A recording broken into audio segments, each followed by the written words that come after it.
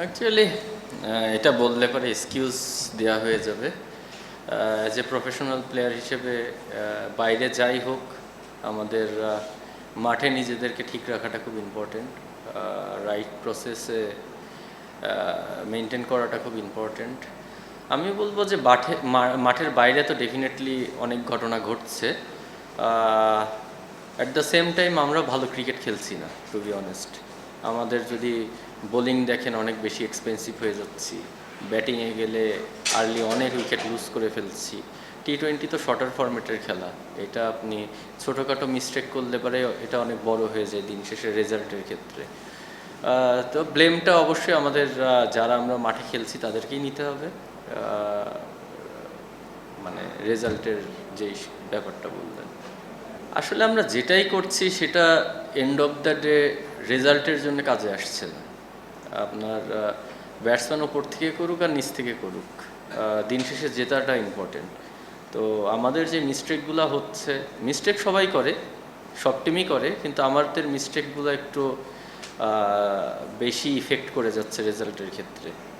Physio concern, ও এখন খেলার মতন অবস্থায় নাই। ওর একটু ব্রেক দরকার। ও জাস্ট ওর স্ক্যান করানোর জন্য ও ঢাকায় চলে গেছে। ও অ্যাভেলেবেল ছিল না বলেই খেলেনি।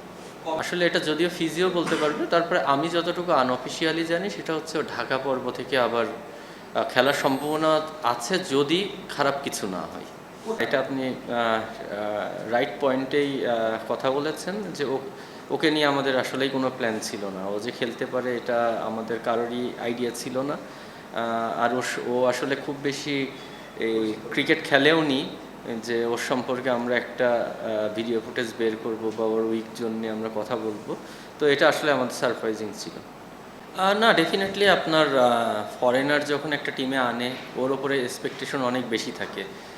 ওরা গেম চেঞ্জার হয়। আপনি দেখবেন যে অন্যান্য টিমের যে বিদেশিরা খেলছে, ওরা কিন্তু ম্যাচ উইনিং নক খেলছে, বাট আমাদের দিক থেকে আসলে এটা মিসিং আছে।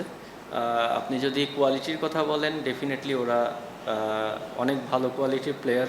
ওরা পুরো ওয়ার্ল্ডেই ক্রিকেট খেলে বেড়ায়, কিন্তু এখানে আসলে ক্লিক করছে না। আসলে এটা তো কারোরই কিছু করার নেই।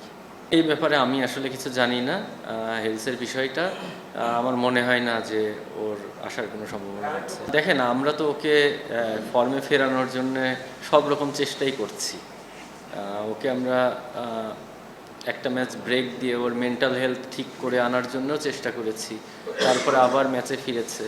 এখন আসলে পারফর্ম তো আসলে বলে কেউ করতে পারবে না, বাট ও যে চেষ্টা করছে না তা না, ও সর্বোচ্চ চেষ্টা করছে। সামনে ওয়ার্ল্ড কাপ, ডেফিনেটলি ওর এখান থেকে ভালো খেলে কনফিডেন্সটা নিয়ে ওয়ার্ল্ড কাপে গেলে ওর জন্য অনেক ভালো হবে, দেশের জন্য অনেক ভালো হবে।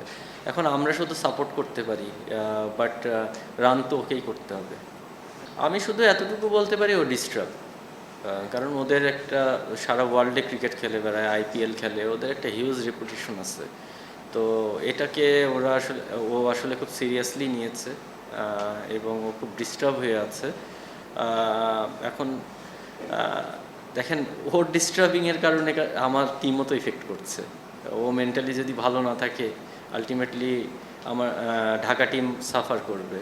এখন আমরা আসলে ওকে মেন্টাল সাপোর্টটা দিতে পারি বা আমরা ওকে বোঝাতে পারি, কিন্তু ও এটাকে কিভাবে নিবে বা কিভাবে ও জিনিসটাকে নেগেটিভ থেকে আবার পজিটিভিটিতে ফিরবে, এটা আসলে ওর ব্যক্তিগত বিষয়। এই ধরনের একটা আলোচনা হয়েছিল। ও আসলে আবার মানে ওদের ক্রিকেট বোর্ড থেকেও মনে হয় ওদের একটা সিগন্যাল ছিল, কোনো একটা গাইডলাইন ছিল, তো ওটা ফলো করছিল আর কি। পরে এন্ড অফ দ্য ডে আমি যতটুকু জানি সমাধান হয়েছে মনে হয় ওই ব্যাপারটা।